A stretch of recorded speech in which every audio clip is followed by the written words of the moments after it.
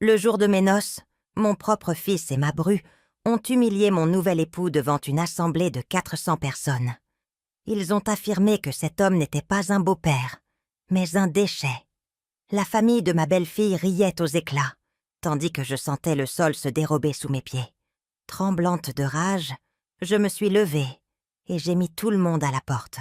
C'est à cet instant précis que mon mari m'a regardée avec une sérénité que je ne lui connaissais pas et a prononcé des mots qui ont bouleversé mon existence. « Mon amour, je suis milliardaire, mais laisse-moi t'expliquer comment j'en suis arrivée là, car la suite dépasse l'imagination. » Tout a débuté 3 heures plus tôt.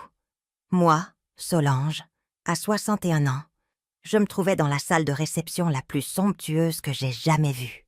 400 invités occupaient la téléchaise habillés de velours ivoire. Les tables scintillaient, avec leurs nappes en soie crème, et des compositions florales blanches et or dignes des plus grands magazines parisiens. J'avais engagé les meilleurs musiciens, un traiteur de renom, le tout financé par les économies d'une vie entière. Je voulais que ce jour soit irréprochable, car après 15 années de veuvage, de solitude et de nuits à pleurer en silence, j'avais enfin retrouvé l'amour. Étienne se tenait à mes côtés, devant l'autel, dans son costume gris modeste mais impeccable, ses cheveux argentés soigneusement coiffés, ses mains marquées par des années de labeur honnête. Il n'était pas riche, ne possédait pas de berline allemande, vivait dans un petit 2 pièces d'un quartier populaire, mais quand il me regardait, je me sentais la femme la plus précieuse de l'univers. C'était tout ce qui comptait. C'est alors que j'ai perçu le premier rire, fort, moqueur, venimeux. Il provenait du 3e rang, là où trônait mon fils Thibaut, accompagné de sa femme Bérengère. À 38 ans, il portait un costume sur mesure à plus de 3 000 €, une Rolex au poignet, et m'avait toujours fait comprendre que l'argent était la valeur suprême. Bérengère était pire. Cette femme de 35 ans, moulée dans une robe rouge sang trop serrée, avec ses longs ongles noirs et son air hautain, faisait de ma vie un enfer depuis qu'elle avait épousé mon fils. Elle venait d'une famille qui se prétendait de la haute bourgeoisie, bien que tout le monde sût que son père avait bâti sa fortune sur des affaires douteuses. « Regardez ça !» ai-je entendu Bérengère chuchoter à sa mère, assez fort pour que je l'entende. « La vieille épouse un clochard !» Sa mère, une femme corpulente croulant sous les faux bijoux, a pouffé en mettant la main devant sa bouche. Pauvre Solange, à son âge, elle ne peut rien trouver de mieux. J'ai senti mes joues s'enflammer, mais j'ai gardé les yeux rivés sur le prêtre. Étienne a pressé doucement ma main pour me rassurer, comme pour me dire que tout irait bien. Mais le cauchemar ne faisait que commencer. Le prêtre poursuivait la cérémonie, évoquant l'amour, le respect et l'union sacrée. Je tentais de me focaliser sur ces paroles, ce moment dont j'avais rêvé des mois durant. Mais les gloussements étouffés et les remarques cruelles fusaient depuis les rangs de ma propre famille. « Tu as vu ces chaussures ?» a murmuré une cousine de Bérengère. « On dirait qu'il les a trouvées, aux puces de Saint-Ouen. Et ce costume ?» a renchéri une autre. « Mon jardinier a plus d'allure. » Toute la rangée de la belle famille riait sous cape, tels des hyènes attendant le moment propice pour attaquer. Je sentais mon cœur se briser en 1000 morceaux, mais Étienne restait digne, impassible, comme si rien de tout cela ne l'atteignait. Cela me donnait la force de tenir. Vint le moment des vœux. Quand Étienne a pris la parole, sa voix était assurée et empreinte d'une émotion sincère. « Solange, dès l'instant où je t'ai vue, j'ai su que tu étais celle avec qui je voulais finir mes jours. Je n'ai pas de richesse matérielle à t'offrir, mais je te donne mon cœur entier, ma loyauté éternelle et la promesse de te rendre heureuse chaque jour qu'il me reste à vivre. » Quelques personnes dans l'assemblée ont soupiré, émues. J'avais les larmes aux yeux, mais c'est alors que Thibaut a lâché un rire sarcastique, fort et clair, qui a résonné dans tout le salon. « C'est pathétique !» a lancé mon fils à voix haute, sans aucune vergogne. Il s'est levé, sa coupe de champagne à la main, titubant légèrement. Il buvait depuis le début de la cérémonie. « Sérieusement, maman, c'est lui que tu as choisi ? Ce vieux miséreux ?» Un silence de mort est tombé sur la salle. 400 personnes ont retenu leur souffle. Le prêtre s'est tu et m'a regardé avec inquiétude. Étienne a serré ma main plus fort, mais son visage restait calme, presque compatissant. « Thibaut, je t'en prie », ai-je tenté de dire, mais ma voix est sortie brisée, humiliée. « Non, maman, il faut bien que quelqu'un dise la vérité ici. » Thibaut s'est avancé dans l'allée centrale en gesticulant de manière théâtrale. « Tu as travaillé toute ta vie. Tu t'es sacrifié pour moi. Papa t'a laissé un bel héritage et voilà ce que tu en fais? Épouser un moins que rien qui n'en veut probablement qu'à ton argent ?» Bérengère s'est levée à son tour, un sourire malveillant aux lèvres. « Thibaut, t'as raison, Solange. Ce n'est pas un beau-père. C'est une ordure que tu as ramassée dans la rue. » Toute sa famille a éclaté de rire. Le père, la mère, les oncles, les cousins. Tous riaient, pointaient du doigt, sortaient leur téléphone pour filmer le moment. C'était comme s'ils étaient au cirque et que nous étions les clowns. Mais soudain, quelque chose s'est brisé en moi. Ce n'était pas de la tristesse, c'était de la fureur, une colère brûlante qui m'a envahi de la tête aux pieds. J'ai lâché la main d'Étienne et j'ai marché droit vers mon fils. « Tu sais quoi, Thibaut ?» Ma voix sonnait différemment, plus forte, plus ferme qu'elle ne l'avait été depuis des années. « Tu as raison sur un point. Quelqu'un doit dire la vérité ici. » Le silence dans ce salon était si épais qu'on aurait pu le couper au couteau. 400 personnes me fixaient, les yeux écarquillés, attendant de voir ce que ferait la pauvre Solange, humiliée. Mon fils Thibaut arborait ce sourire arrogant, celui qu'il avait enfant quand il pensait avoir gagné une dispute. Bérengère se tenait près de lui, bras croisés, avec cette expression de supériorité que je détestais tant. Sa famille continuait de ricaner, savourant le spectacle comme si c'était le meilleur divertissement de l'année. « La vérité, » ai-je répété, sentant chaque mot peser lourd, « c'est que j'ai passé 35 ans de ma vie mariée à ton père. 35 ans où j'ai travaillé 12 heures par jour à faire des ménages chez les autres pour que tu puisses aller dans les meilleures écoles privées. 35 ans où je me suis cassé le dos, abîmé les mains, sacrifié ma santé et ma jeunesse pour te donner tout ce dont tu avais besoin. » Thibaut t'a scié. Et pour une seconde, j'ai vu un éclair de malaise dans ses yeux, vite dissimulé par une nouvelle gorgée de champagne. « Ton père était un homme bien, » ai-je continué, les larmes montant, mais refusant de les laisser couler. « Mais quand il est mort il y a 15 ans, il m'a laissée seule, complètement seule. Tu sais combien de fois je suis venue chez toi pour demander que tu passes un peu de temps avec moi? Combien de fois je t'ai appelé en pleurant parce que la solitude me tuait? Maman, ne fais pas de drame, a dit Thibaut, mais sa voix sonnait moins assurée maintenant. Un drame? J'ai ri, mais c'était un rire amer, plein de douleur. Un drame, c'est être seule à chaque Noël parce que tu étais trop occupée avec la famille de Bérengère. Un drame, c'est passer mes anniversaires de 61, 60, 59 ans complètement seule, parce que tu ne daignais même pas m'envoyer un SMS. Des murmures ont commencé à parcourir l'assemblée. Je voyais des visages désapprobateurs se tourner vers mon fils. Mais Bérengère n'allait pas se taire. « Oh, s'il te plaît !» a-t-elle craché en faisant un pas en avant, ses talons claquant sur le marbre. « Toujours la victime, hein, Solange? Toujours à se plaindre, toujours à réclamer de l'attention. Tu sais que Thibaut a sa propre vie. Il ne peut pas te materner comme si tu étais une enfant. »« Me materner ?» ai-je murmuré, sentant une fissure s'ouvrir en moi. « Je n'ai pas demandé qu'on me materne. J'ai juste demandé un peu d'amour, un peu de respect, un peu de l'affection que je lui ai donnée toute sa vie. » Étienne était toujours debout près de l'autel, observant la scène avec une expression sereine, mais attentive. Il n'intervenait pas. Il ne m'arrêtait pas. Il était simplement là, me donnant l'espace nécessaire pour dire ce que j'avais gardé en moi durant tant d'années. Et maintenant ma voix tremblait, mais elle restait forte. Et maintenant que j'ai enfin trouvé quelqu'un qui me fait me sentir vivante à nouveau, quelqu'un qui me traite avec dignité et respect, tu viens le détruire?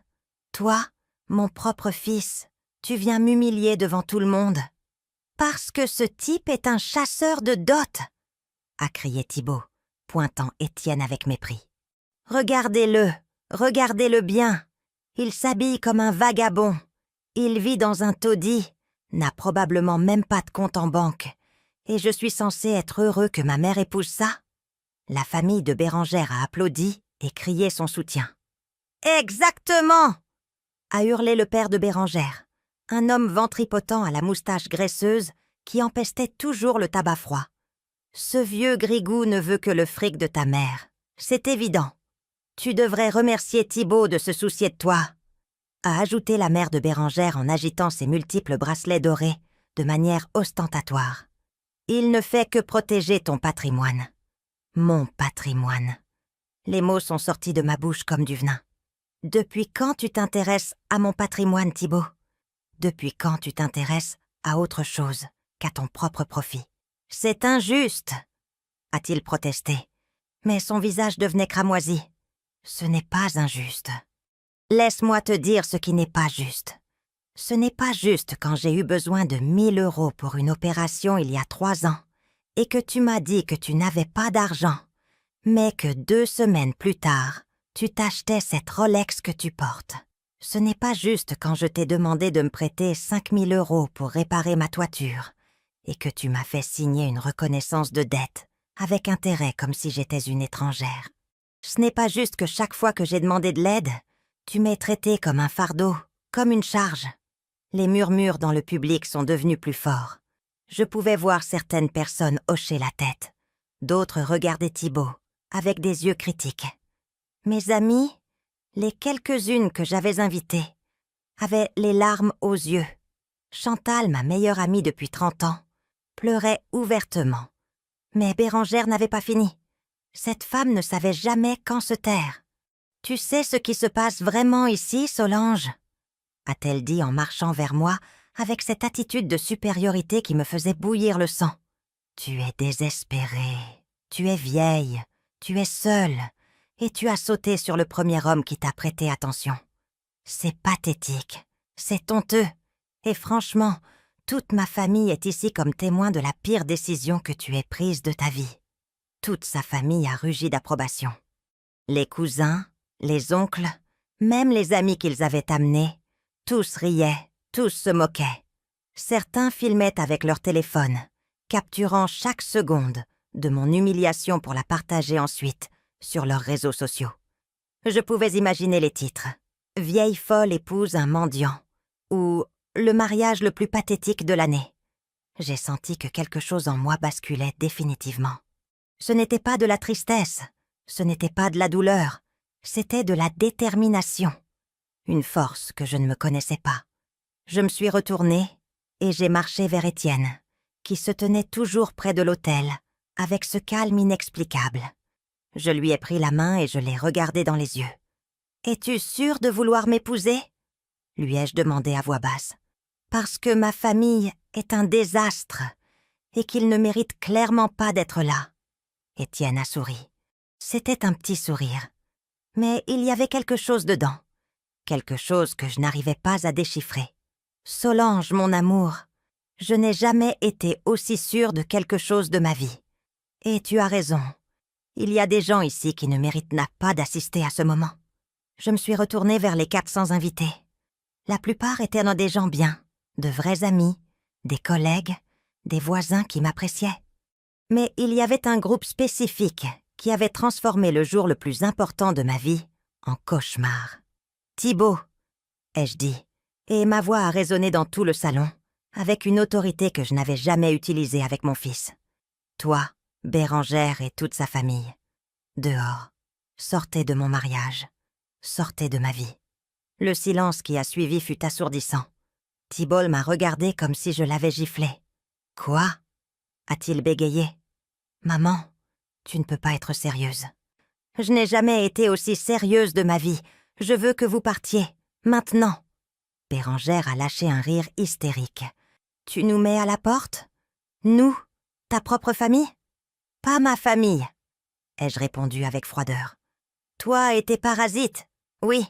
Vous avez 5 minutes pour quitter ce salon, ou j'appelle la sécurité. » Thibault me regardait comme s'il ne pouvait pas croire ce qu'il entendait. Son visage est passé du choc à l'indignation en quelques secondes. « Tu me vires de ton mariage? À moi? Ton fils unique? » ?»« Oui, » ai-je répondu sans vaciller une seconde.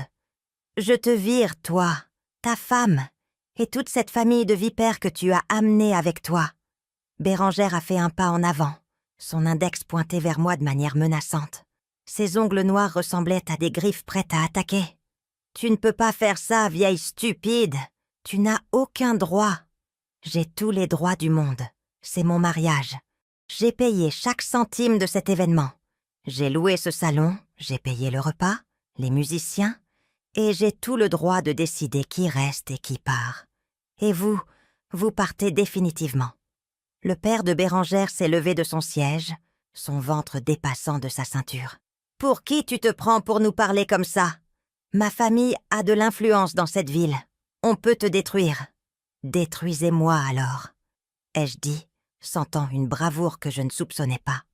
Vous avez déjà gâché le plus beau jour de ma vie. Que pouvez-vous me faire de plus? La mère de Bérengère s'est levée aussi, faisant teinter tous ses bracelets dorés de manière scandaleuse.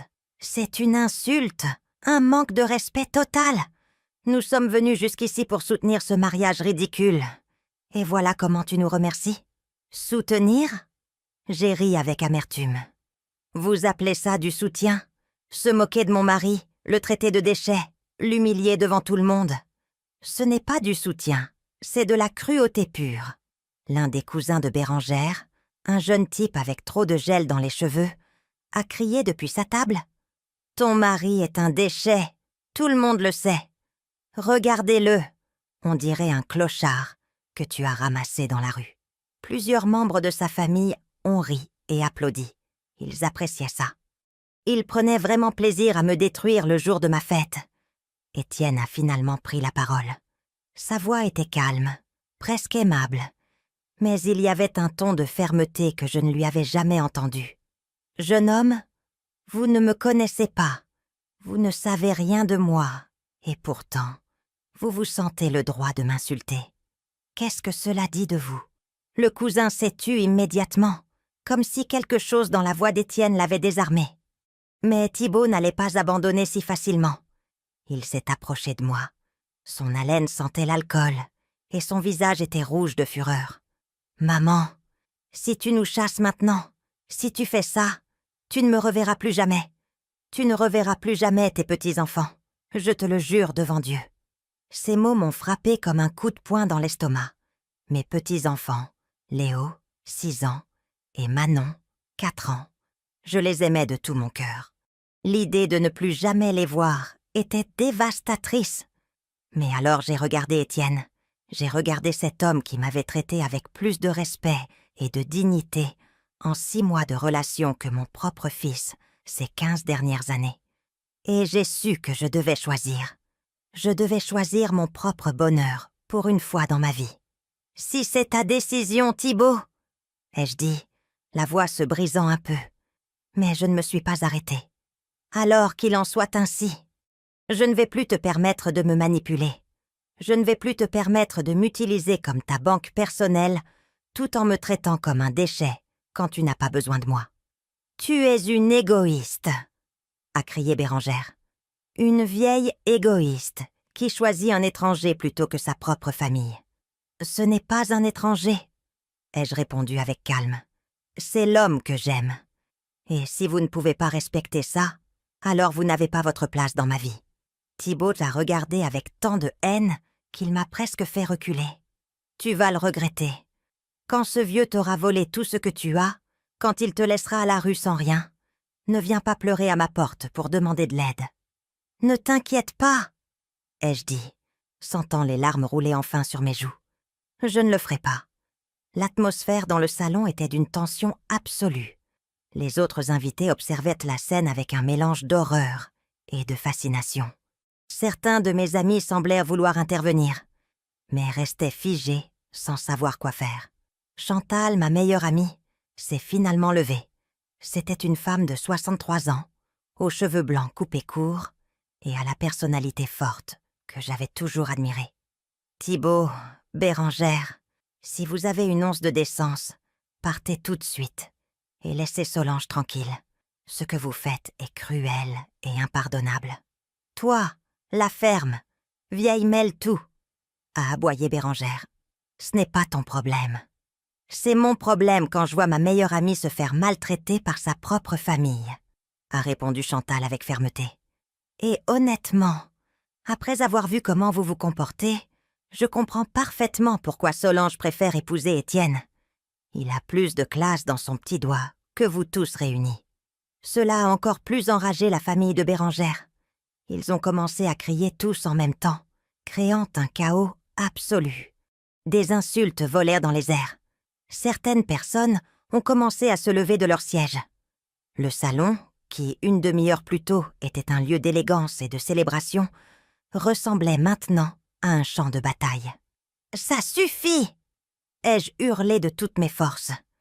Ma voix a résonné dans tout l'espace, réduisant tout le monde au silence instantanément. J'appelle la sécurité tout de suite, si vous ne partez pas volontairement. J'ai fait un signe au responsable de la salle, un homme grand et professionnel, qui avait observé tout cela depuis l'entrée.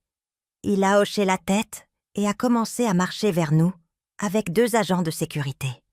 « On n'a pas besoin qu'on nous mette dehors », a dit Thibault avec dédain.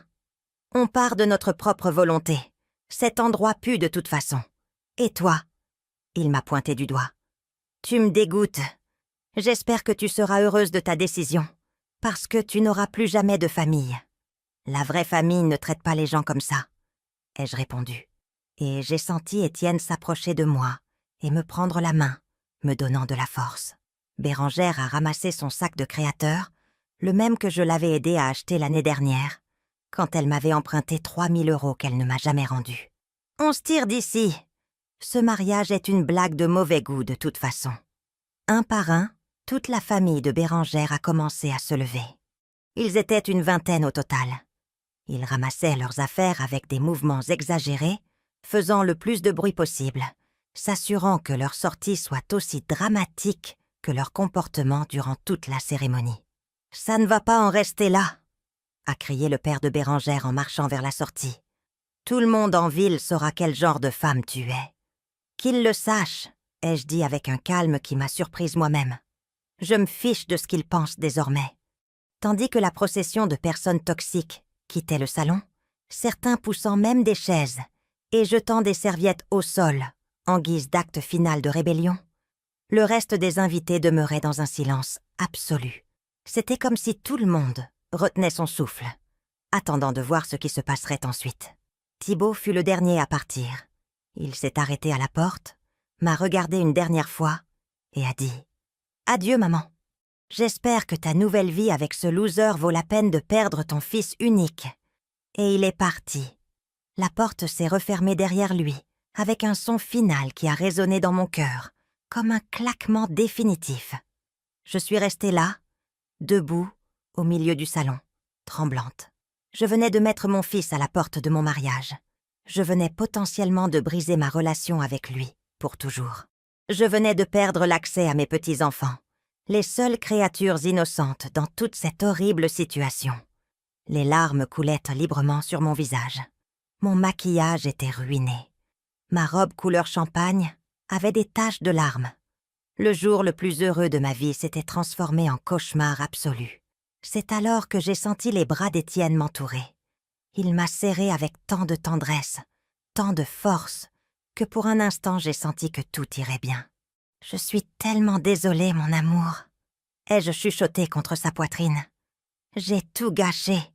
J'ai ruiné notre mariage. »« Tu n'as rien ruiné, » a-t-il dit doucement en caressant mes cheveux. « Tu as fait ce qu'il fallait. Tu as été courageuse. Et je suis très fière de toi. » Nous sommes restés ainsi un moment, enlacés au milieu du chaos qui restait. Les autres invités ont commencé à applaudir lentement. D'abord Chantal, puis d'autres amis, jusqu'à ce que tout le salon applaudisse. Ce n'était pas un applaudissement de célébration, c'était un applaudissement de soutien, de solidarité. Étienne s'est séparé doucement de moi et m'a pris les mains. Il m'a regardé dans les yeux, avec une intensité que je n'avais jamais vue auparavant. « Solange, mon amour », Il y a quelque chose que je dois te dire. Quoi? Ai-je demandé en essuyant mes larmes. Il a pris une profonde inspiration, comme s'il était sur le point de révéler quelque chose d'important. Je ne suis pas celui que tu crois. Mon cœur s'est arrêté une seconde. Que voulait-il dire? Après tout ce qui venait de se passer, lui aussi avait un secret? Étienne, qu'est-ce que tu dis? Ma voix tremblait. Il a souri, mais c'était un sourire étrange, triste et heureux à la fois. Mon amour, je suis milliardaire. Je l'ai regardé comme s'il avait parlé une autre langue. Les mots étaient sortis de sa bouche, avaient atteint mes oreilles, mais mon cerveau refusait de les traiter. « Qu'est-ce que tu as dit? Je suis milliardaire, Solange, » a répété Étienne avec un calme absolu. « Je possède plus de 2 milliards d'euros d'actifs, des propriétés dans 12 pays, des entreprises, des investissements, tout. » J'ai senti mes jambes se dérober. Chantal a couru vers moi et m'a soutenue par le bras. « Solange, respire, respire, mon ami. » Mais je ne pouvais pas respirer, je ne pouvais pas penser. Tout ce qui s'était passé dans la dernière heure, l'humiliation, la douleur, chasser mon propre fils. Et maintenant ça. Je ne comprends pas. Je ne comprends rien. Tu vis dans un petit appartement. Tu conduis une vieille voiture.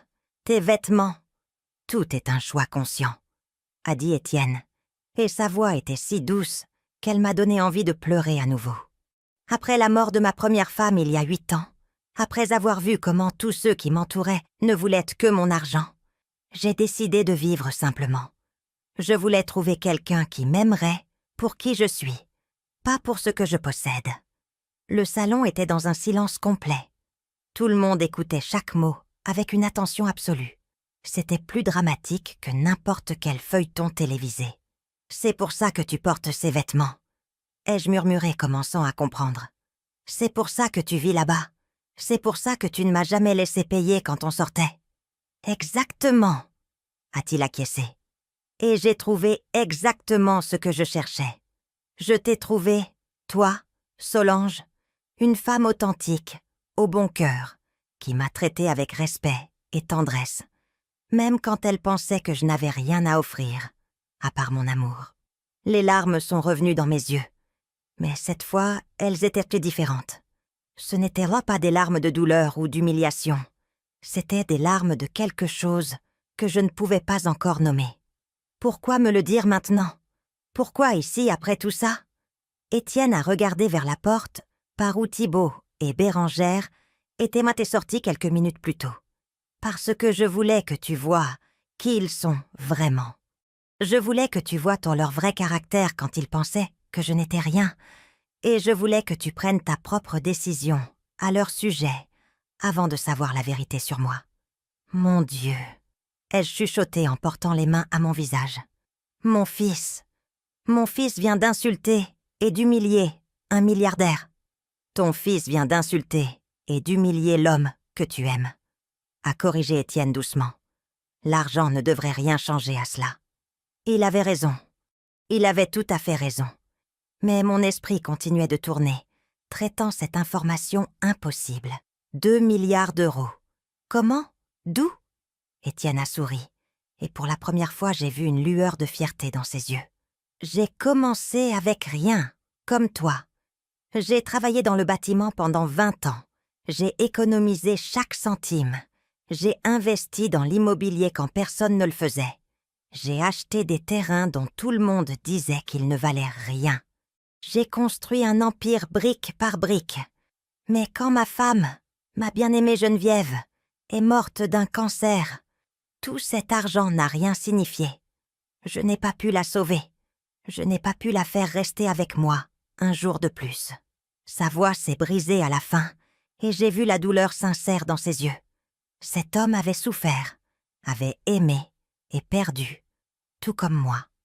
Après sa mort, a-t-il continué, tous ceux qui m'entouraient ont changé. Mes amis ne m'appelaient que quand ils avaient besoin d'argent. Les femmes qui me cherchaient ne voyaient que des dollars. Ma propre belle famille a tenté de me faire un procès pour l'héritage. J'ai réalisé que l'argent avait empoisonné toutes mes relations.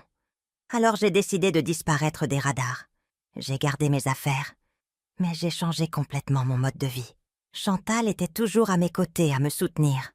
Mais même elle était bouche bée en écoutant cette histoire. Te rencontrer, Solange. Étienne a pris mes mains dans les siennes. C'était comme revivre. Tu m'as traité avec dignité. Tu m'écoutais quand je parlais. Tu riais de mes mauvaises blagues. Tu me cuisinais tes petits plats maison. Tu m'invitais chez toi sans te soucier que mes vêtements soient vieux ou que ma voiture soit rouillée. Tu m'as aimé pour qui je suis. Je ne sais pas quoi dire, ai-je bégayé. Mon monde avait été complètement retourné en moins de 2 heures. Tu n'as rien à dire maintenant, a-t-il dit en caressant ma joue avec tendresse. Je sais que c'est beaucoup d'informations. Je sais que tout cela est écrasant. Mais je voulais que tu le saches. Je voulais que tu saches que tu as pris la bonne décision, que défendre notre amour, défendre notre relation, en valait la peine. Soudain, tout a commencé à s'emboîter dans mon esprit, comme les pièces d'un puzzle. Les petits détails que j'avais remarqués, mais jamais questionnés. La façon dont Étienne semblait toujours si sûr de lui, la manière dont il parlait affaires avec une connaissance profonde, les fois où il avait mentionné nonchalamment avoir voyagé à travers le monde, son éducation, son vocabulaire, sa manière de se comporter, tout prenait sens. Quelqu'un d'autre le savait ? Ai-je demandé. Quelqu'un savait la vérité sur toi ? Mon avocat, Maître Vasseur, a répondu Étienne. Il est ici aujourd'hui, au 12e rang. Il gère mes affaires depuis 8 ans. Je lui ai demandé de venir à notre mariage comme témoin. J'ai regardé vers le 12e rang et j'ai vu un homme distingué d'une 50aine d'années, vêtu d'un costume clairement onéreux, hocher la tête quand nos yeux se sont croisés. Il avait l'air de quelqu'un d'important. Comment ne l'avais-je pas remarqué avant ? Et qu'est-ce qui se passe maintenant ? Ai-je demandé, me sentant complètement perdu. Qu'est-ce que tout cela signifie pour nous ? Étienne m'a souri avec ce même amour que j'avais vu dans ses yeux depuis le premier jour de notre rencontre. Ça signifie que maintenant, nous pouvons commencer notre vie ensemble sans secret. Ça signifie que je peux te donner tout ce que tu mérites. Ça signifie que plus jamais, tu n'auras à t'inquiéter pour l'argent, pour ta sécurité, pour rien. Mais plus important que tout ça, il a serré mes mains plus fort. Ça signifie que j'ai trouvé quelqu'un qui m'aime vraiment, et ça vaut plus que tous les millions du monde. Les larmes coulaient sur mon visage librement. Maintenant, je ne pouvais plus les contrôler. C'était trop. L'émotion, le choc, la révélation, tout se mélangeait dans un tourbillon de sentiments que je ne pouvais pas traiter. Chantal m'a serré fort. Mon ami, je t'ai toujours dit que cet homme était spécial. Je l'ai toujours su. D'autres invités ont commencé à s'approcher, offrant des mots de soutien et de félicitations. Mais j'étais toujours en état de choc, essayant de traiter cette nouvelle réalité. Il y a autre chose que tu dois savoir, a dit Étienne doucement. L'argent que ton fils Thibault t'a prêté avec intérêt, les 5 000 €, je les ai déjà remboursés sans que tu le saches. J'ai déposé le montant complet sur son compte il y a 3 mois. Quoi ? Ma voix a sonné comme un cri aigu. Je ne voulais pas que tu aies cette dette sur les épaules, mais j'ai demandé à Maître Vasseur de le faire de manière anonyme. Je voulais voir si Thibault t'en parlerait, s'il te rendrait l'argent, ou s'il te dirait que la dette était effacée. Il ne t'a jamais rien dit, n'est-ce pas ? J'ai secoué la tête lentement, sentant une nouvelle vague de trahison me frapper. Il ne m'a jamais rien dit. En fait, il y a 2 semaines, il m'a appelé pour me demander quand j'allais le payer. Étienne a soupiré tristement. Je l'imaginais. C'est pour ça que j'avais besoin que tu vois son vrai caractère avant de nous marier. J'avais besoin que tu saches exactement à qui tu avais affaire. Alors, tout a pris sens. L'épreuve, tout avait été une épreuve. Pas pour moi, mais pour révéler la vraie nature des gens autour de moi. Et tous avaient échoué de manière spectaculaire. Mon fils, ai-je chuchoté, sentant mon cœur se briser encore une fois. Mon propre fils m'arnaquait. Je suis vraiment désolée, mon amour, a dit Étienne en m'embrassant. Je sais que ça fait mal, je sais que c'est dévastateur, mais il valait mieux que tu le saches maintenant, plutôt que de continuer à vivre dans l'ignorance. Il avait raison. Bien sûr qu'il avait raison. Mais cela ne rendait pas la douleur moins vive. Mon fils unique, le bébé que j'avais porté dans mon ventre pendant 9 mois, l'enfant que j'avais élevé avec tant d'amour et de sacrifice, me volait, me mentait, m'utilisait, et aujourd'hui, à mon mariage, il avait montré son vrai visage. « Qu'est-ce qu'on fait maintenant ?» ai-je demandé, me sentant complètement épuisée. Étienne m'a regardé dans les yeux avec détermination. « Maintenant, on continue notre mariage. Maintenant, on se marie entouré des gens qui nous aiment vraiment et nous soutiennent. Et après, on commence notre nouvelle vie ensemble. » Le prêtre, qui était resté silencieux pendant tout le drame, s'est approché de nous avec une expression de compassion sincère. C'était un homme âgé d'environ 70 ans, avec des décennies d'expérience dans les mariages. Mais même pour lui, celui-ci avait été extraordinaire. « Souhaitez-vous poursuivre la cérémonie ?» a-t-il demandé doucement. J'ai regardé Étienne. J'ai regardé le salon rempli de personnes qui avaient été témoins de mon humiliation et de ma défense. J'ai regardé Chantal, qui me souriait les larmes aux yeux, et j'ai su la réponse. « Oui », ai-je dit d'une voix ferme. « Oui, nous voulons continuer. » Les minutes suivantes furent un tourbillon d'émotions. Le prêtre a repris la cérémonie là où nous l'avions laissée. Cette fois, il n'y a pas eu d'interruption, pas de rire cruel, pas de commentaires blessants.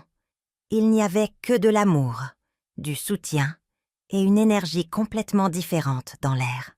Quand Étienne a glissé l'anneau à mon doigt, j'ai senti comme si je commençais une vie complètement nouvelle. Et quand ils m'ont déclaré sa femme, le salon a éclaté en applaudissements sincères et chaleureux. J'ai embrassé mon mari, et à ce moment-là, toute la douleur des dernières heures s'est évanouie momentanément. J'étais heureuse. J'étais mariée à l'amour de ma vie, et rien d'autre ne comptait à cet instant. La réception fut magnifique. Sans la présence toxique de Thibaut, Bérengère et leur famille, l'ambiance s'est transformée complètement. Les gens dansaient, riaient, célébraient avec une vraie joie. Mes amis s'approchaient constamment pour me féliciter et me dire à quel point j'avais été courageuse. Certains ont même admis qu'ils avaient toujours pensé que Thibaut me traitait mal, mais n'avaient jamais osé me le dire. Pendant le dîner, Étienne s'est levé et a demandé l'attention de tous. Le salon est devenu silencieux. « Je veux remercier tous ceux qui sont restés aujourd'hui, » a-t-il commencé, sa voix résonnant avec une autorité naturelle. « Vous avez été témoins de quelque chose de très difficile, mais aussi de très important. Vous avez vu une femme incroyable défendre sa dignité et son droit au bonheur. Et je veux que vous sachiez que je suis honorée d'être son mari. » Les applaudissements ont rempli le salon. Étienne a poursuivi. « Je veux aussi éclaircir quelque chose. Certains d'entre vous ont entendu ma confession il y a un instant, et je sais que beaucoup ont des questions. Alors laissez-moi être tout à fait transparent. Je suis le fondateur et propriétaire du groupe Horizon Construction, l'une des plus grandes entreprises de développement immobilier en Europe. Il y eut un halètement collectif. Horizon Construction était légendaire. Ils avaient ça construit certains des bâtiments les plus emblématiques de la région. Des hôtels de luxe, des centres commerciaux, des complexes résidentiels. J'avais moi-même nettoyé certains de ces immeubles quand je travaillais dans le service de nettoyage. La raison pour laquelle je ne l'ai jamais mentionné, a continué Étienne, c'est parce qu'après avoir perdu ma première femme, j'ai réalisé que l'argent attirait les mauvaises personnes.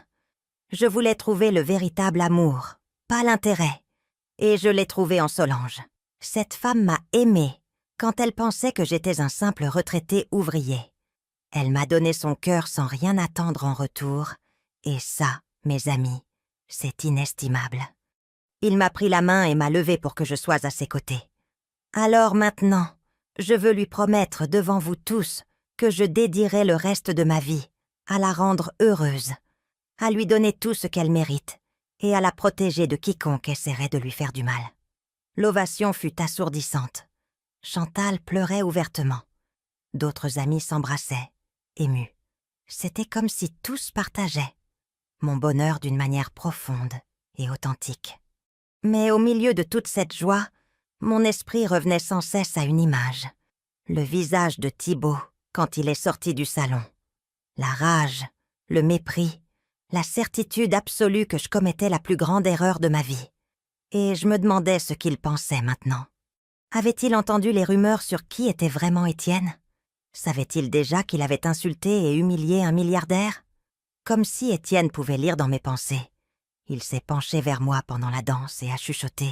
« Je sais que tu penses à lui. C'est normal. C'est ton fils. Je ne peux pas m'en empêcher. » Ai-je admis. Malgré tout ce qu'il a fait, il reste mon fils. Et ça me fait mal. Ça me fait très mal. Je sais, mon amour. Et je ne m'attends pas à ce que ça change du jour au lendemain. Mais je veux que tu saches quelque chose.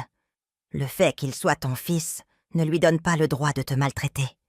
L'amour familial ne devrait pas inclure l'abus, la manipulation ou l'humiliation. Il avait raison, je le savais dans mon cœur, mais le cœur d'une mère est compliqué. On peut savoir que son enfant nous a blessés profondément et l'aimer quand même. On peut reconnaître sa toxicité et qu'il nous manque malgré tout.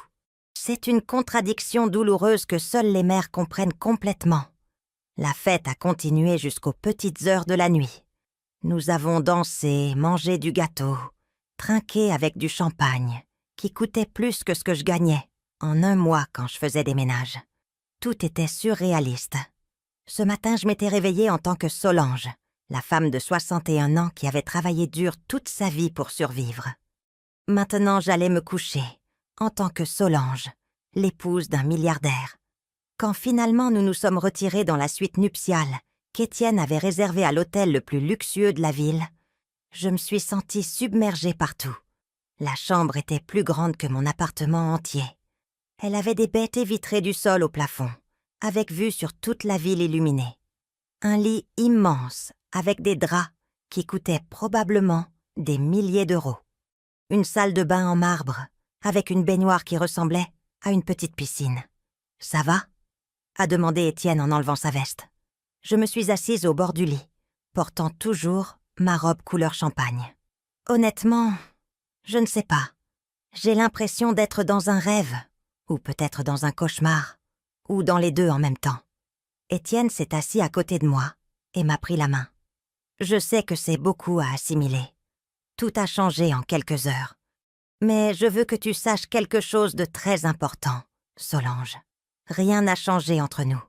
Je reste le même homme que tu as rencontré il y a 6 mois. Le même homme qui est tombé amoureux de ton rire, de ta bonté, de ta force. L'argent, c'est juste de l'argent. Ça ne définit pas qui je suis, mais ça change tout, ai-je murmuré. Ça change absolument tout. Ça n'est pas obligé, a-t-il insisté. On peut continuer à vivre simplement si c'est ce que tu veux, ou on peut profiter de certains conforts. Tu décides. C'est notre vie maintenant, notre décision. Je l'ai regardé dans les yeux, et j'ai vu la même tendresse que j'avais toujours vue, la même gentillesse, le même amour. Et j'ai réalisé qu'il avait raison. L'argent ne l'avait pas changé. Il était toujours Étienne, mon Étienne. Je veux te demander quelque chose, ai-je dit après un moment de silence.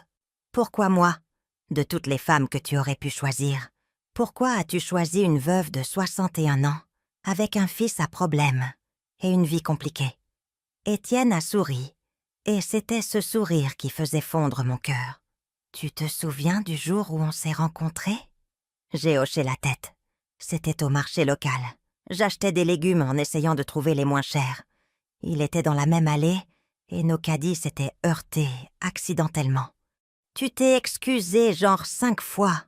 S'est souvenu Étienne avec un sourire. Et puis, quand tu as vu qu'une tomate était tombée de mon caddie et avait roulé sous un étal, tu t'es agenouillé pour la ramasser. Tu t'es agenouillé avec ton mauvais genou qui te fait toujours souffrir pour ramasser ma tomate. Et quand tu me l'as rendue et que je t'ai remercié, tu m'as souri avec tant de chaleur, tant de gentillesse authentique, que j'ai su à ce moment-là que tu étais spécial. Je ne me souvenais pas de ce détail de la tomate. C'était un geste si petit, si insignifiant. Après, a-t-il continué, on a commencé à se croiser régulièrement au marché. toujours le jeudi matin. Et à chaque fois que je te voyais, j'apprenais quelque chose de nouveau sur toi. Ta patience avec les vendeurs, ta générosité avec les enfants, la façon dont tu saluais tout le monde avec respect, peu importe qui ils étaient. J'ai vu ton âme, Solange, et j'en suis tombé amoureux. Les larmes ont recommencé à couler sur mes joues. On aurait dit que je n'avais pas arrêté de pleurer de la journée. « Alors oui, » a dit Étienne en essuyant mes larmes avec ses pouces. « De toutes les femmes que j'aurais pu choisir, je t'ai choisi toi. Parce que tu es vraie, parce que tu es bonne, parce que tu me fais me sentir vivant à nouveau. » Nous nous sommes embrassés, et dans ce baiser, il y avait une promesse d'avenir, ensemble, peu importe les défis à venir. Mais même dans ce moment parfait, dans cette chambre luxueuse, avec mon nouveau mari à mes côtés, une partie de moi ne pouvait s'empêcher de penser à Thibaut, à comment il réagirait quand il apprendrait toute la vérité, si un jour nous pourrions réparer notre relation, et si je voulais vraiment essayer, après tout ce qu'il avait fait. Je me suis réveillée le lendemain matin dans ce lit immense, enveloppé dans des draps qui ressemblaient à des nuages. Pendant un instant, j'ai cru que tout avait été un rêve. Le mariage, l'humiliation, la révélation d'Étienne. Mais alors j'ai tourné la tête et je l'ai vu là, dormant paisiblement, à côté de moi. Et j'ai su que tout était réel, tout était arrivé. Ma vie avait changé pour toujours, en l'espace de 24 heures. Je me suis levée avec précaution pour ne pas le réveiller, et j'ai marché vers les fenêtres géantes. La ville s'étendait sous nous, baignée dans la lumière dorée de l'aube. De cette hauteur, tout semblait si petit, si insignifiant. Et je me suis demandé si c'était comme ça qu'Étienne voyait le monde, depuis sa position de pouvoir et de richesse. « Bonjour, mon amour. » J'ai entendu sa voix derrière moi. Je me suis retournée, et je l'ai vu assis, sur le lit, les cheveux en bataille, et un sourire doux sur le visage. « Bonjour ?» ai-je répondu, sentant un mélange de bonheur et d'anxiété. Je ne pouvais plus dormir. C'est compréhensible. Hier a été une journée intense. Il s'est levé et a marché vers moi, m'enveloppant dans un câlin par derrière. « À quoi penses-tu ?»« À tout, » ai-je admis. « À Thibaut, à ce qui s'est passé, à ce qui vient maintenant. » Étienne a embrassé ma tête doucement. « J'ai quelque chose à te montrer. Quelque chose qui, je crois, t'aidera à mieux comprendre qui je suis et ce que signifie notre nouvelle vie ensemble. » Une demi-heure plus tard, nous étions dans un hélicoptère privé. Un hélicoptère! Jamais de ma vie je n'avais imaginé que je volerais dans un tel engin. Étienne maniait les commandes, avec la facilité de quelqu'un qui l'avait fait 1000 fois auparavant. « J'ai appris à piloter il y a 20 ans, » m'a-t-il expliqué quand il a vu ma tête de surprise. « C'est utile pour les affaires, et en plus ça me donne de la liberté. » Nous avons survolé la ville, et Étienne a commencé à pointer différents bâtiments. « Cet hôtel là-bas, le Grand Plaza, c'est à moi. Je l'ai construit il y a 15 ans. Il a 400 chambres, et c'est l'un des plus grands succès de la région. » Il a pointé un autre côté. « Ce centre commercial, les Galeries du Soleil, c'est aussi à moi. Et ces 3 immeubles d'appartements là-bas, et ce complexe industriel près du port. » À chaque bâtiment qu'il pointait, mon incrédulité grandissait. Il n'était pas seulement riche, il possédait des parts significatives de la ville où j'avais vécu toute ma vie. J'avais nettoyé des sols dans certains de ces bâtiments sans jamais savoir qui était leur vrai propriétaire. Tu vois cet hôpital ? Il a pointé vers un bâtiment moderne, avec une croix rouge sur le toit. Je l'ai fait don il y a 5 ans. Ma femme Geneviève est morte d'un cancer, et le système de santé publique manquait de ressources. Alors j'ai construit un hôpital entier, dédié au traitement oncologique gratuit pour les personnes à faible revenu. Cette information m'a frappé comme un coup de poing. « Gratuit ? Complètement gratuit », a-t-il confirmé. Personne ne devrait mourir parce qu'il ne peut pas payer son traitement. Geneviève avait accès aux meilleurs médecins du monde, et pourtant nous n'avons pas pu la sauver. Mais au moins, je peux aider d'autres qui n'ont même pas cette chance. J'ai commencé à voir Étienne sous une lumière complètement différente. Ce n'était pas seulement un homme riche, C'était un homme qui utilisait sa richesse pour faire le bien, pour aider les autres, pour construire quelque chose de significatif. « J'ai aussi des fondations », a-t-il continué, alors que nous atterrissions sur le toit d'un bâtiment impressionnant. Une pour des bourses d'études, une autre pour le logement social et une autre pour les entrepreneurs qui ont besoin d'un capital de départ mais ne peuvent pas accéder aux prêts bancaires. Nous sommes descendus de l'hélicoptère et sommes entrés dans le bâtiment. C'était le siège de Horizon Construction. Les bureaux étaient élégants, mais pas ostentatoires. Il y avait des employés travaillant dans des espaces ouverts et lumineux. Tous saluaient Étienne avec un respect sincère, pas avec la peur servile que j'avais vue dans d'autres endroits où les patrons étaient torrents. « Je veux te présenter quelqu'un », a dit Étienne en me guidant vers un grand bureau au dernier étage. À l'intérieur se trouvait Maître Vasseur, l'avocat qu'il avait mentionné au mariage. C'était un homme distingué aux cheveux argentés et à la présence imposante. « Madame Solange », m'a-t-il salué avec une légère révérence. « C'est un honneur de vous rencontrer enfin comme il se doit. Étienne m'a beaucoup parlé de vous ces 6 derniers chez moi. »« Vraiment ?» ai-je demandé surprise. « Bien sûr », a souri Maître Vasseur. Il me disait constamment qu'il avait trouvé quelqu'un de spécial, quelqu'un d'authentique. Et après ce dont j'ai été témoin hier au mariage, je peux confirmer qu'il avait raison. Étienne nous a indiqué de nous asseoir. Maître montrait à Solange les documents que nous avons préparés. Maître Vasseur a ouvert une pochette en cuir et a sorti plusieurs papiers. « Madame, votre mari a préparé quelques documents importants. Premièrement, il a ajouté votre nom à tous ses comptes bancaires principaux. Vous avez un accès complet à tous ces fonds. » Ma bouche s'est ouverte. « Quoi ? Non, je ne peux pas accepter ça. On s'est mariés hier à peine. »« Tu es ma femme, » a dit Étienne fermement. « Ce qui est à moi est à toi. C'est aussi simple que ça. » De plus, a continué l'avocat, il a transféré la propriété de 3 biens immobiliers à votre nom. Une villa sur la Côte d'Azur, un appartement à Paris et un domaine à la campagne. Il a aussi établi un fonds d'investissement à votre nom, avec une valeur initiale de 50 millions d'euros. Je me suis sentie étourdie. 50 millions d'euros pour moi. Une femme qui avait passé la majeure partie de sa vie à s'inquiéter de comment payer le loyer chaque mois. « Étienne, c'est trop !» ai-je protesté. « Je ne peux pas. »« Si, tu peux !» m'a-t-il interrompu gentiment. « Et il y a plus. J'ai aussi établi des fonds fiduciaires pour tes petits-enfants. Léo et Manon auront chacun 10 millions d'euros disponibles quand ils auront 25 ans, destinés spécifiquement à leur éducation, au lancement d'une entreprise ou ce qu'ils choisiront de faire de leur vie. » Les larmes ont commencé à couler sur mon visage. Mes petits-enfants. Malgré tout ce que Thibault avait fait, Étienne pensait à l'avenir de mes petits-enfants. Pourquoi ? C'était tout ce que je pouvais dire. « Parce qu'ils sont innocents », a répondu Étienne. « Parce qu'ils ne sont pas responsables des actions de leurs parents et parce qu'ils sont ton sang, Solange. Ils sont importants pour toi.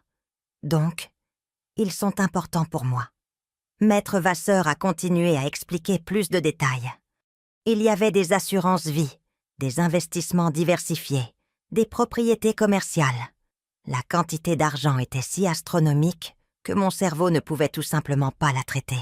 « Aussi, » a dit Étienne après que l'avocat eut terminé, « je veux que tu saches que tu as une liberté totale sur la façon dont tu veux vivre ta vie. Si tu veux continuer à vivre simplement, nous pouvons le faire. Si tu veux voyager autour du monde, nous le ferons. Si tu veux te consacrer à des causes caritatives, je te soutiendrai complètement. C'est ta vie maintenant, Solange. Tu décides comment tu veux la vivre. » Nous avons passé le reste de la journée à parcourir les installations de son entreprise. J'ai rencontré des directeurs, des architectes, des ingénieurs. Tous parlèrent d'Étienne avec une admiration sincère. Ce n'était pas seulement un patron, c'était un leader qui se souciait de ses gens. Il avait créé des programmes de formation, des avantages généreux, de vraies opportunités de croissance. « Ma philosophie a toujours été simple », m'a-t-il expliqué alors que nous déjeunions dans un restaurant exclusif au dernier étage. Si tu prends soin de tes gens prennent soin de ton entreprise. Beaucoup de mes employés sont avec moi depuis plus de 20 ans. Je les ai vus grandir, fonder des familles, atteindre leurs rêves, et ça me rend plus heureux que n'importe quelle quantité d'argent. L'après-midi, quand nous sommes retournés à la suite de l'hôtel, je me sentais complètement submergée. J'avais vu et appris tellement en une seule journée. Ma perspective, surtout, avait changé radicalement. « Comment tu assimiles tout ça ?» a demandé Étienne alors que nous nous asseyions sur le balcon avec un verre de vin. « Honnêtement, je ne sais pas, » ai-je admis. Une partie de moi continue de sentir que je vais me réveiller et que tout sera un rêve. Une autre partie de moi se sent coupable. Coupable ? Pourquoi ?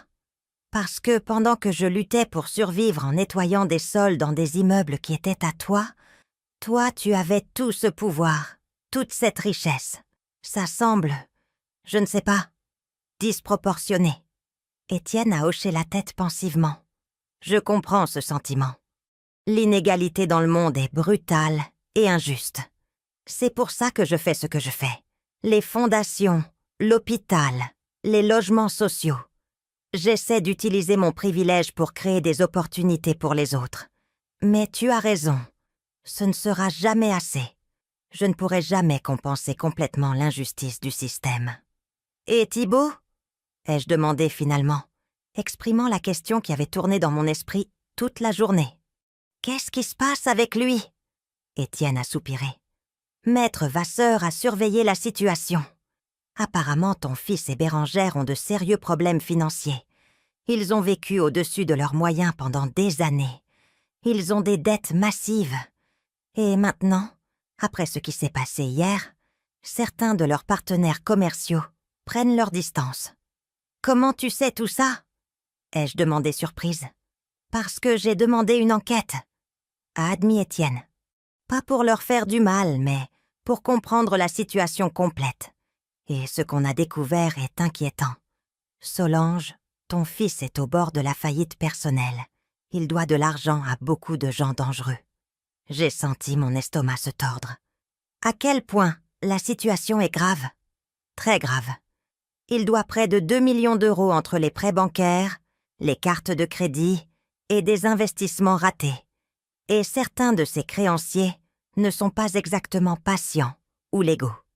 Mon cœur a sombré. Malgré tout ce que Thibaut m'avait fait, il restait mon fils. L'idée qu'il soit en danger me terrifiait. « Des millions d'euros !» ai-je répété, sentant la panique commencer à s'emparer de moi. « Comment est-ce possible qu'ils doivent autant d'argent ?» Étienne m'a pris la main. « Selon l'enquête, Thibaut a investi dans plusieurs affaires frauduleuses. Il a acheté des actions de sociétés fantômes. Il a emprunté de l'argent à des taux usuraires pour maintenir son train de vie luxueux. Et Bérengère n'a pas aidé. Elle dépense comme si l'argent était illimité. Sacs de créateurs, bijoux, voyages, tout sur des cartes de crédit qui sont déjà au plafond. J'ai porté les mains à mon visage. Mon Dieu. Et moi ici avec accès à des millions, pendant que mon fils coule sous les dettes. Solange, regarde-moi. Étienne a relevé mon menton doucement pour que nos yeux se croisent. Ton fils t'a humilié publiquement, t'a traité de choses horribles, a gâché le jour le plus important de ta vie, et il l'a fait quand il pensait que je n'avais rien à t'offrir. Tu crois vraiment qu'il mérite ta compassion après ça ? C'est mon fils, ai-je chuchoté, les larmes commençant à couler à nouveau. Je sais qu'il m'a traité horriblement. Je sais qu'il a été cruel, mais il reste mon fils, Étienne. Je ne peux pas simplement éteindre ses sentiments. Étienne a hoché la tête avec compréhension. Je sais, et je ne te demande pas de le faire. Mais tu dois comprendre quelque chose. Si tu lui donnes de l'argent maintenant, si tu sauves Thibaut de cette situation, il n'apprendra jamais. Il n'affrontera jamais les conséquences de ses actes. Et plus important, il ne valorisera jamais vraiment ton sacrifice. Mais tu as dit que certains de ses créanciers sont dangereux. Et s'ils lui font du mal ? Et s'ils s'en prennent à Bérengère ou pire, à mes petits-enfants ? Les enfants sont en sécurité, a assuré Étienne. Maître Vasseur s'en est déjà occupé. Nous avons engagé une sécurité discrète pour les surveiller. Personne ne touchera à Léo ou Manon, je te le promets. » Cette information m'a donné un peu de soulagement, mais le nœud dans mon estomac ne disparaissait pas. « Et Thibaut, tu le surveilles aussi ?»« Oui. Et c'est là que les choses deviennent intéressantes. » Étienne s'est adossé à sa chaise. Son expression est devenue plus sérieuse. « Il y a 3 jours, Thibaut a découvert qui je suis vraiment. Un de ses associés lui a montré un article de Forbes, où j'apparais dans la liste des hommes les plus riches. Mon cœur s'est arrêté. Et qu'est-ce qu'il a fait? Au début, il n'y a pas cru. Il a pensé que c'était une coïncidence de nom. Mais ensuite, il a cherché des photos et m'a reconnu. Depuis ce moment, il a essayé de me contacter 12 fois. Appels, messages, emails, tous via les canaux officiels de mon entreprise. Et toi, qu'est-ce que tu as fait? Rien. J'ai ignoré chaque tentative, mais l'avocat a gardé tous les messages. Tu veux entendre ce qu'il disait? Je n'étais pas sûre de vouloir savoir, mais j'ai hoché la tête quand même. Étienne a sorti son téléphone et a commencé à lire. Premier message. Monsieur Étienne Delacroix. Je regrette beaucoup le malentendu au mariage. Je ne savais pas qui vous étiez. S'il vous plaît, laissez-moi m'expliquer. Il a fait une pause et m'a regardé. Tu notes comme il dit qu'il regrette le malentendu, pas ses actions, comme si le problème était qu'il ne savait pas que j'étais riche. Il a continué à lire. Deuxième message. Monsieur, je suis Thibaut, le fils de Solange. J'ai besoin de vous parler urgemment d'une affaire commerciale. J'ai une proposition qui pourrait être mutuellement bénéfique. Étienne a lâché un rire amer. Il ne mentionne même pas sa mère. Il va direct demander des faveurs. Troisième message. A-t-il continué de lire. Celui-ci a été envoyé hier soir. Monsieur Delacroix, je traverse une situation financière compliquée. En tant que fils de votre épouse, j'espérais que nous pourrions parler en famille. Je suis sûre que nous pouvons arriver à un accord qui bénéficie à tous, spécialement à maman. J'ai eu la nausée. Il utilise mon nom pour te manipuler. Exactement. Et il y a plus. Message numéro 7. Monsieur, je sais que j'ai commis des erreurs au mariage. J'étais ivre et je ne pensais pas clairement. Mais je suis le fils unique de Solange. Les petits-enfants qu'elle adore sont mes enfants. Voulez-vous vraiment briser cette relation familiale? Je peux la rendre heureuse si vous m'aidez à résoudre mes problèmes actuels. C'est du chantage affectif, ai-je dit, sentant la rage commencer à remplacer l'inquiétude. Absolument. Et le message le plus récent envoyé ce matin. Étienne, j'ai besoin de 500 000 € d'ici la fin de la semaine, ou je serai dans de sérieux problèmes. En tant que mari de ma mère, tu as l'obligation morale d'aider sa famille. Je promets de tout rendre avec intérêt. Je compte sur ta compréhension. Je suis restée silencieuse un long moment, traitant tout ce que je venais d'entendre. Mon fils n'avait pas appelé pour s'excuser auprès de moi. Il n'avait pas essayé de réparer notre relation. Il n'avait montré aucune trace de regret sincère. Il voulait juste de l'argent. Il essayait juste d'utiliser mon mariage pour résoudre ses propres problèmes financiers. « Qu'est-ce que tu penses faire ?» ai-je demandé finalement. « La question est, qu'est-ce que toi tu veux que je fasse ?» a répondu Étienne. « Tu es sa mère. Tu es ma femme. Cette décision t'affecte autant que moi. » Je me suis levée et j'ai marché vers le bord du balcon, regardant la ville qui s'étendait sous nous. Quelque part là-bas, mon fils était désespéré, effrayé, planifiant probablement son prochain mouvement. Une partie de moi, cette partie maternelle qui ne disparaît jamais, peu importe à quel point on te blesse, voulait courir le sauver. Je voulais lui donner l'argent et résoudre tous ses problèmes. Mais une autre partie de moi, la partie qui avait été humiliée devant 400 personnes, la partie qui avait été utilisée et manipulée pendant des années, la partie qui avait finalement trouvé la force de défendre sa dignité, savait que ce serait une erreur. « Ne lui donne pas l'argent », ai-je dit finalement, ma voix plus ferme que je ne l'espérais. « Non, pas encore, pas comme ça. » Étienne s'est approché de moi et m'a enlacée par derrière. « Tu es sûre ?»« Non, ai-je admis, mais je sais que c'est la bonne chose à faire. Si on lui donne l'argent maintenant, sans qu'il y ait de conséquences réelles pour ses actes, on ne fera qu'alimenter son comportement. Il a besoin de toucher le fond. Il a besoin de comprendre qu'il ne peut pas traiter les gens comme ça et s'en sortir. C'est une décision courageuse, a dit Étienne en embrassant ma tête. C'est une décision douloureuse, ai-je corrigé, mais nécessaire. Les jours suivants furent des montagnes russes émotionnelles. Étienne et moi sommes partis en lune de miel sur une île privée dans les Caraïbes, qui, bien sûr, lui appartenait. C'était un paradis avec des plages de sable blanc, des eaux cristallines et une intimité absolue. J'ai essayé de me détendre, de profiter de ce temps avec mon nouveau mari, mais mon esprit revenait sans cesse à Thibaut. Maître Vasseur nous tenait informés de la situation. Les créanciers de Thibaut commençaient à mettre la pression. Ils avaient saisi sa voiture de luxe, gelé ses comptes bancaires. La maison où il vivait avec Bérangère et les enfants était en procédure de saisie. « Et Bérangère ?» ai-je demandé durant une des mises qu'à jour par appel vidéo. « Elle a abandonné Thibaut il y a 2 jours, » a informé l'avocat avec son ton professionnel habituel. Elle est partie vivre chez ses parents et a emmené les enfants. Elle a déposé les papiers du divorce hier matin. J'ai senti une pointe de douleur pour Thibaut, malgré tout. Être abandonné par sa femme, perdre ses enfants, affronter la ruine financière, tout en même temps. C'était dévastateur. « Et comment va-t-il ?»« Pas bien », a admis Maître Vasseur. « Nos contacts disent qu'il boit beaucoup. Il ne mange pas correctement. Il a essayé de contacter plusieurs de ses anciens amis et associés, mais tous lui ont tourné le dos maintenant qu'ils savent qu'il est fauché. Comme c'est pratique, ai-je murmuré avec amertume. Il y a autre chose, a continué l'avocat. Thibaut a essayé de vendre son histoire aux médias.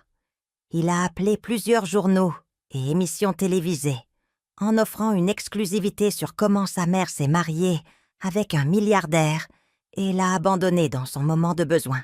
« Quoi ?» ai-je crié, sentant la rage m'envahir. « Ne t'inquiète pas !»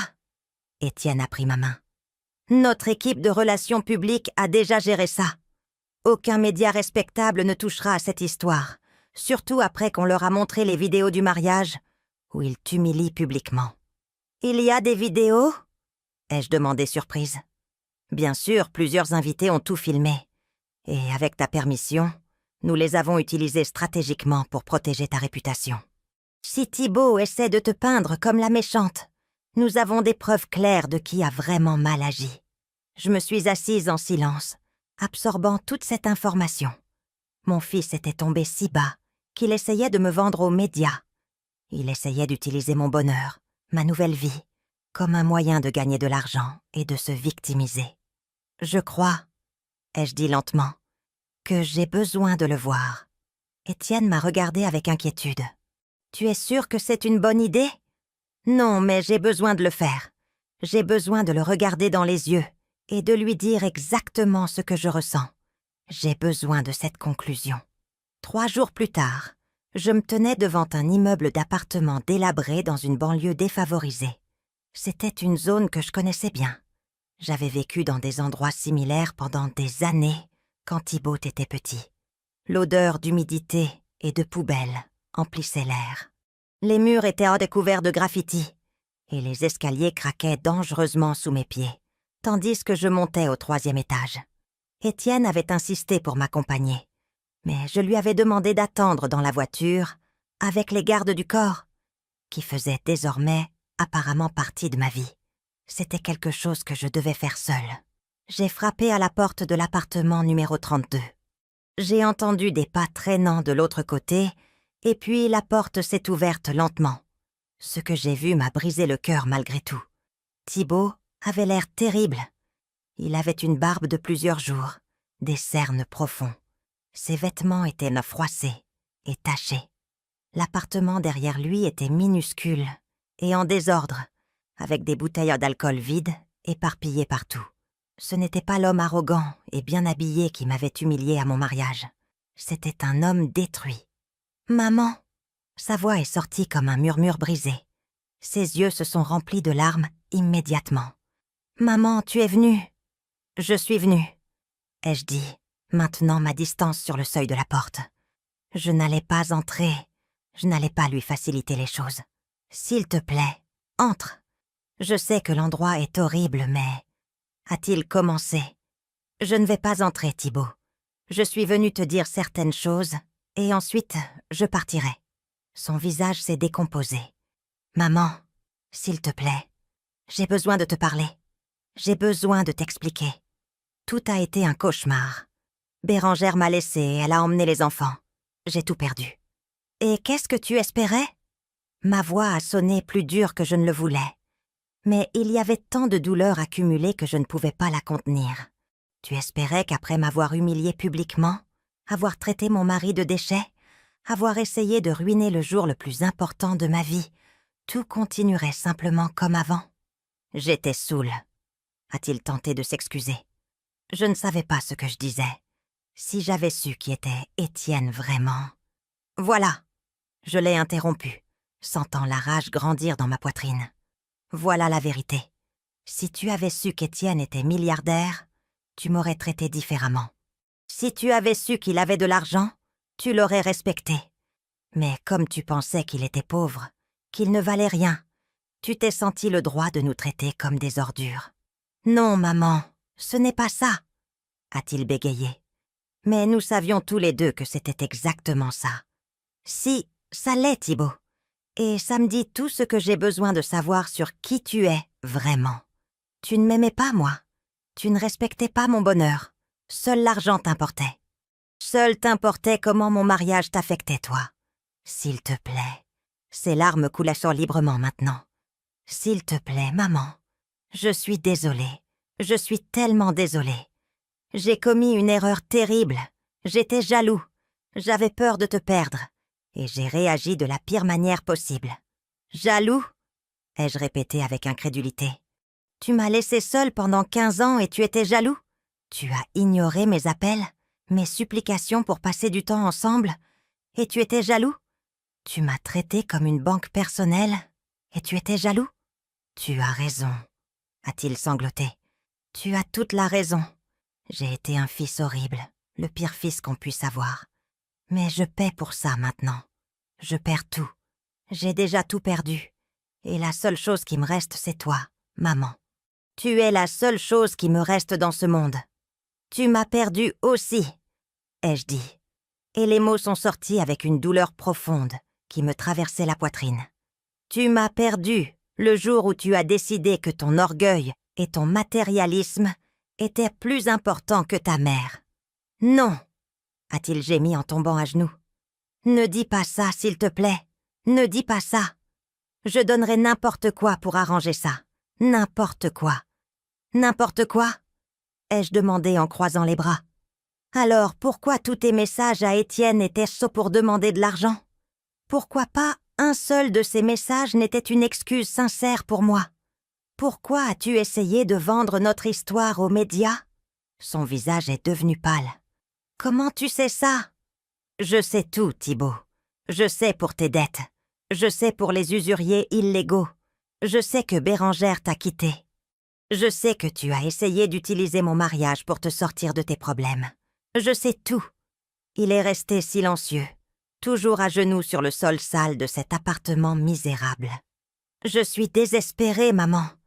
J'ai besoin de 500 000 € pour vendredi. Ou des gens très méchants vont me faire du mal. Des gens qui ne plaisantent pas. Ils m'ont déjà menacé 2 fois. Et tu es venu vers moi, ai-je dit avec un calme que je ne ressentais pas. Pas parce que tu m'aimes, pas parce que tu valorises notre relation, mais parce que tu as besoin d'argent. Non, ce n'est pas que pour l'argent. Tu me manques, maman. Ça me manque de t'avoir dans ma vie. Qu'est-ce qui te manque, Thibaut? Avoir quelqu'un que tu peux manipuler? Avoir une banque personnelle qui ne disait jamais non? Avoir quelqu'un qui nettoyait tes désastres sans se plaindre? Ma mère me manque, a-t-il chuchoté. Et il y avait quelque chose de sincère dans sa voix qui a failli me faire flancher. La façon dont tu prenais soin de moi quand j'étais petit me manque. Comment tu étais toujours là pour moi. Comment je me sentais en sécurité et aimée. Cet enfant n'existe plus. Ai-je dit, sentant les larmes commencer à piquer mes yeux. Il est devenu un homme qui valorise l'argent plus que les personnes. Un homme qui a épousé une femme toxique et a permis qu'elle empoisonne notre relation. Un homme qui m'a utilisé pendant des années et ensuite m'a humilié quand j'ai enfin trouvé le bonheur. « Je peux changer », a-t-il supplié. « Donne-moi une chance, juste une chance de plus, et je te promets que je serai différent. » Combien de chances je t'ai déjà donné, Thibaut? Combien de fois je t'ai prêté de l'argent que tu n'as jamais rendu? Combien de fois j'ai pardonné que tu annules nos plans? Combien de fois j'ai ravalé ma douleur quand tu me traitais comme si j'étais invisible? Et qu'est-ce que tu as fait de toutes ces chances? Il n'avait pas de réponse. Il restait juste là, à genoux, à pleurer comme un enfant. « Je vais te dire quelque chose. » ai-je continué, ma voix tremblante mais ferme. Étienne voulait t'aider. Quand il a appris tes problèmes financiers, son premier instinct a été de tout payer. 500 000 €, ce n'est rien pour lui. Il pourrait faire ce chèque maintenant et ne même pas le remarquer sur son compte en banque. Les yeux de Thibaut se sont illuminés d'espoir. Il ferait vraiment ça? Il le ferait, ai-je confirmé. Mais je lui ai dit non. L'espoir sur son visage s'est transformé en choc. Quoi? Quoi? Pourquoi? Parce que si je te sauve maintenant, tu n'apprendras jamais. Tu ne comprendras jamais la valeur réelle des choses. Tu ne valoriseras jamais les personnes au-dessus de l'argent. Tu resteras le même homme superficiel et matérialiste qui m'a traité comme un déchet. Mais maman, ils vont me faire du mal. Ces hommes ne joueront pas. Ils m'ont menacé de mort. Je sais, ai-je dit, et mon cœur se brisait en disant les mots suivants. Et ça me terrifie parce que malgré tout ce que tu m'as fait, tu restes mon fils, et je ne veux pas qu'il t'arrive quelque chose de mal. Mais je ne peux pas non plus continuer à être ton éternelle sauveuse. Je ne peux pas continuer à être la personne qui arrange tous tes problèmes pendant que toi, tu n'affrontes jamais les conséquences de tes actions. Alors, qu'est-ce que je suis censée faire? A-t-il crié, la voix pleine de désespoir. Juste attendre qu'il me tue? Tu vas faire ce que n'importe quel adulte responsable ferait, ai-je répondu. Tu vas aller à la police. Tu vas dénoncer les usuriers illégaux. Tu vas demander protection. Et tu vas commencer à reconstruire ta vie depuis zéro, de la bonne manière. Cette fois, la police ne peut rien faire contre ces gens. Ils sont trop puissants. Ils ont trop de connexions. Alors, je vais te donner quelque chose de mieux que de l'argent, ai-je dit en sortant une carte de visite de mon sac. C'était celle de l'avocat. C'est l'avocat d'Étienne. C'est l'un des meilleurs du pays. Appelle-le. Il se chargera de ta situation juridique, te protégera des usuriers et t'aidera à te déclarer en faillite personnelle de manière ordonnée. Thibault a pris la carte avec des mains tremblantes. Et après? Après que tu sois en sécurité, tu reviendras dans ma vie. Ça dépend de toi, ai-je répondu. Ça dépend de si tu changes vraiment, de si tu apprends de ça, de si tu peux redevenir l'homme que je sais que tu peux être, l'homme que j'ai élevé. Et mes enfants, je peux au moins les voir? Ils peuvent connaître leur grand-mère à nouveau? Cette question m'a frappée avec force. Léo et Manon. Ils m'avaient trop manqué chaque jour depuis le mariage. Je parlerai à Bérangère, ai-je promis. Mais elle ne me doit rien. Si elle décide qu'elle ne veut pas que je voie les enfants pour l'instant, je devrais respecter cette décision. Elle te déteste, a dit Thibault amèrement. Elle dit que tout ça est ta faute, que si tu ne t'étais pas marié avec ce vieux, rien de tout ça ne serait arrivé. Bien sûr qu'elle le dit. Ai-je répondu sans être surprise. Parce qu'assumer la responsabilité signifierait admettre que son style de vie insoutenable a contribué à cette situation. Je me suis retournée pour partir, mais... Alors Thibault m'a appelée une dernière fois. « Maman, attends. Dis-moi juste une chose. Tu pourras me pardonner un jour ?» Je me suis arrêtée dans le couloir et je l'ai regardé par-dessus mon épaule. « Je ne sais pas, Thibault. Honnêtement, je ne sais pas. Mais je peux te dire ça. Je veux pouvoir le faire. Je veux croire que mon fils est encore là-dedans, sous tout cet orgueil et ce matérialisme. Alors prouve-le-moi. Prouve-moi que tu en vaux la peine. 6 mois plus tard, j'étais assise sur la terrasse de notre nouvelle maison. Une villa magnifique avec vue sur l'océan, qu'Étienne avait conçue spécifiquement selon mes goûts. La brise marine caressait mon visage, tandis que je buvais mon café matinal et observais les vagues se briser contre la plage privée. C'était une vie que je n'avais jamais imaginée pour moi, et pourtant, j'étais là, à la vivre. Mon téléphone a sonné. C'était Chantal, mon amie. « Solange, allume les infos. Chaîne 7, vite. » Le cœur battant, j'ai allumé la télévision. Ce que j'ai vu m'a coupé le souffle. C'était Thibaut, mais pas l'homme détruit que j'avais vu 6 mois auparavant. Il était dans un costume simple mais digne, debout face à un groupe de jeunes dans ce qui semblait être un centre communautaire. « Il y a 1 an, » disait Thibault à la caméra, « j'ai tout perdu. J'ai perdu ma maison, mon mariage, mon argent. Mais le pire de tout, j'ai perdu ma dignité et j'ai failli perdre ma mère. Aujourd'hui, je suis ici pour raconter mon histoire à ces jeunes, pas pour qu'ils me plaignent, mais pour qu'ils apprennent de mes erreurs. » La journaliste lui a posé des questions sur sa chute et sa récupération. Thibault a parlé ouvertement de ses dettes, de comment il avait vécu au-dessus de ses moyens, de comment il avait valorisé les choses matérielles au-dessus des personnes qu'il aimait. « Ma mère », a-t-il dit, et sa voix s'est brisée un peu. Elle m'a donné la leçon la plus dure, mais la plus importante de ma vie.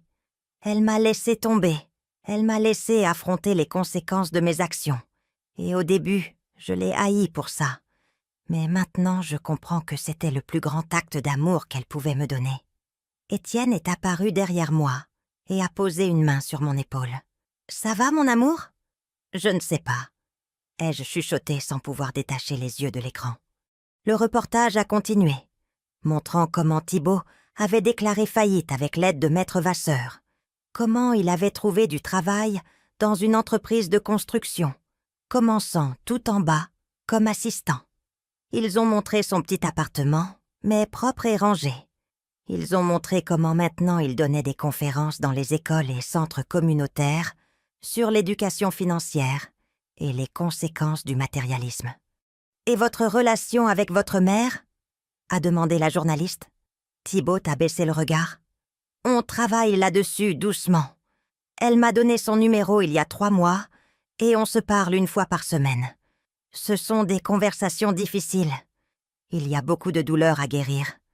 Mais pour la première fois depuis des années, je sens qu'on est honnête l'un envers l'autre. » C'était vrai.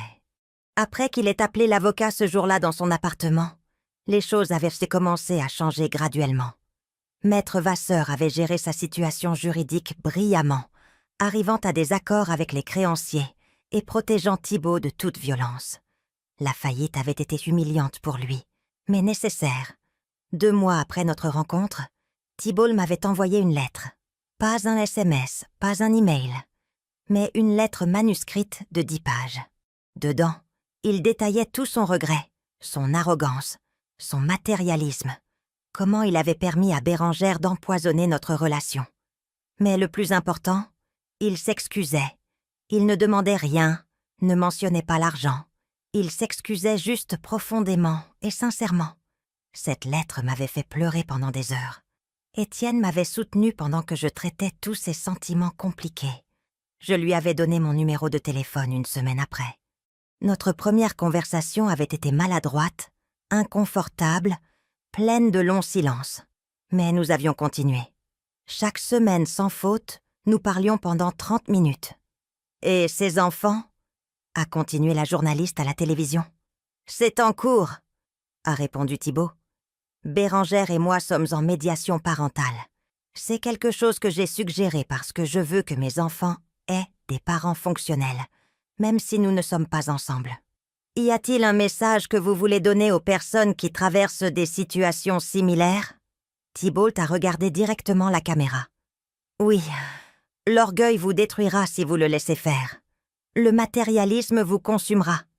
Et les personnes qui vous aiment vraiment, celles qui sont prêtes à vous laisser tomber pour que vous appreniez à vous relever, ce sont celles que vous devez valoriser plus que tout au monde. Je veux aussi dire quelque chose à ma mère si elle regarde ça. » Mon cœur s'est arrêté. Maman, a dit Thibaut les larmes aux yeux. Je sais que tu regardes probablement. Je veux que tu saches que chaque jour je travaille pour être l'homme que tu méritais comme fils. Chaque jour j'essaie d'être meilleur. Je ne m'attends pas à ce que tu me pardonnes demain, ni l'année prochaine, ni jamais si tu ne veux pas. Mais je veux que tu saches que je comprends maintenant. Je comprends tout. Et je t'aime. Je t'ai toujours aimé, même quand j'étais trop stupide et arrogant pour le montrer. Les larmes coulèrent sur mon visage sans contrôle. Étienne m'a serré fort. Le mois suivant, j'ai reçu une autre surprise. Maître Vasseur m'a appelé pour m'informer que Thibaut avait rendu l'argent qu'il me devait. Les 5 000 € qu'Étienne avait payés pour moi. Il a fait des heures supplémentaires pendant 4 mois pour réunir l'argent, a expliqué l'avocat. Ce soir-là, j'ai envoyé un SMS à Thibaut, pour la première fois. Juste 3 mots. Je suis fière de toi. Sa réponse est arrivée 20 minutes plus tard. Ça signifie plus pour moi que n'importe quelle quantité d'argent au monde. 2 semaines plus tard, nous nous sommes réunis dans un café neutre. C'était gênant au début. Il y avait tant à dire et à la fois rien à dire. Mais lentement, nous avons commencé à parler. « Tu aimerais qu'il voie les enfants à nouveau ?» ai-je demandé prudemment. Les yeux de Thibaut se sont illuminés. « Tu ferais vraiment ça? Ce sont mes petits-enfants, » ai-je dit simplement. Je n'ai jamais cessé de les aimer. Les retrouvailles avec Léo et Manon furent l'une des expériences les plus émouvantes de ma vie. Étienne a été merveilleux avec eux. Il leur a appris à nager dans notre piscine, leur a raconté des histoires, leur a montré que la richesse ne te rend pas meilleur que quiconque. Un jour, tandis que nous regardions les enfants jouer sur la plage, Thibaut m'a dit « Merci de ne pas m'avoir abandonné, maman. » « Les parents n'abandonnent jamais leurs enfants, » ai-je répondu. « Mais parfois, nous devons les laisser tomber pour qu'ils apprennent à voler. » Étienne et moi avons établi une fondation en l'honneur de sa première femme, Geneviève. La fondation Geneviève aidait des femmes âgées qui avaient été abandonnées par leur famille. C'était mon idée, née de ma propre expérience. Une nuit, exactement 1 an après notre mariage, Étienne et moi avons renouvelé nos vœux. Cette fois, c'était une petite cérémonie chez nous, seulement avec les personnes qui comptaient vraiment. Thibaut était là avec Léo et Manon. Quand est venu le moment des vœux, Étienne m'a pris les mains et a dit « Il y a 1 an, je t'ai promis un amour éternel, sans que tu saches qui j'étais vraiment. Aujourd'hui, je te le promets encore, maintenant que tu sais tout. » Après la cérémonie, Thibaut s'est approché d'Étienne. « Étienne, je ne vous ai jamais demandé pardon correctement. Vous êtes un homme bon, et ma mère a de la chance de vous avoir trouvé. » Étienne lui a tendu la main. « Le passé est le passé, Thibaut. Ce qui compte, c'est l'homme que tu es, aujourd'hui. » Ce soir-là, allongé dans les bras d'Étienne, j'ai réfléchi à tout ce qui s'était passé. 1 an auparavant, j'avais été humiliée le jour le plus important de ma vie, et maintenant, j'avais trouvé non seulement l'amour et la sécurité, mais aussi un but, de la dignité et une paix que je n'avais jamais connue avant. « À quoi penses-tu » a demandé Étienne. « Au fait que toute ma vie a changé pour toujours, » ai-je répondu, « et que je ne changerai rien de ce qui s'est passé. Pourquoi pas? Parce que ça m'a mené exactement là où j'avais besoin d'être. Ça m'a appris qui j'étais vraiment, ça m'a donné la force de me défendre, et ça m'a amené à toi. » Étienne m'a embrassé le front. « Tu es la femme la plus forte que je connaisse, Solange. »« Non, » l'ai-je corrigé doucement. « Je suis une femme qui a appris à être forte quand elle n'a pas eu d'autre choix, et ça fait toute la différence. »